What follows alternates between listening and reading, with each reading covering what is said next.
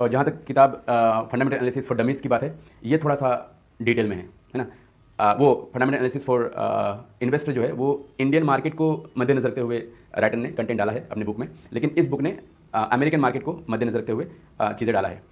मैं बहुत सारी चीज़ों से एग्री करता हूँ, इसमें जो कंटेंट लिखा हुआ है सिर्फ उस चीज़ से नहीं एग्री करता हूँ जो डेट वाला है, सूद वाला जो निज़ाम है उसको उस लेवल का नहीं समझाया गया है जिस लेवल का समझना चाहिए, जिस लेवल का असल में इफेक्ट पड़ता है असल लाइफ में इन्वेस्टर्स के।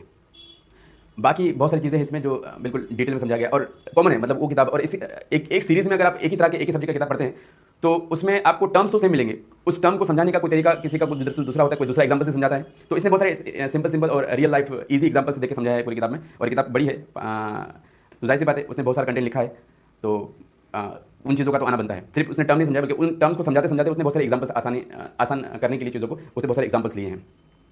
और दूसरी बात यह है कि इस किताब में आपको वो मिलेगा जो इजी है। इससे पहले जो वाली किताब में जो था वो भी इजी था, ये भी इजी है। बिल्कुल प्रॉब्लम क्रिएट नहीं करने की कोशिश किया है राइटर ने। सामने वाले को जो जिसका लैंग्वेज इंग्लिश है या इंग्लिश नहीं भी हो, उसका सेकेंडरी लैंग्वेज इंग्लिश है, तो उसके लिए भी एक किताब थोड़ा सा ईजी लगेगा, उसको समझने में ईजी जाएगा।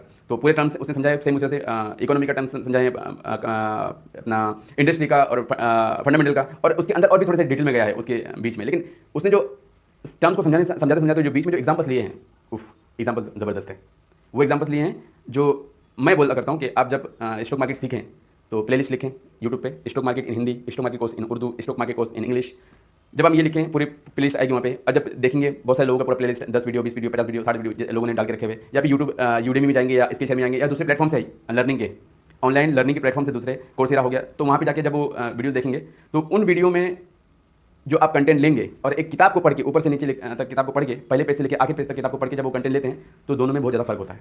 वो आधा अधूरा नॉलेज होता है, ये पूरा पूरा नॉलेज होता है आपको इत्मीनान करने के लिए। और एक और बात जो इस किताब ने बोला है, उसको मैं बोलना चाहूँगा, फिर मैं अपना रिव्यू बंद करता हूँ। वो ये है कि उसने बोला है कि ये किताब पढ़ने के बाद भी, फंडामेंटल सीखने के बाद भी आप अमीर बनेंगे, ये नहीं हो सकता। ये हकीकत है।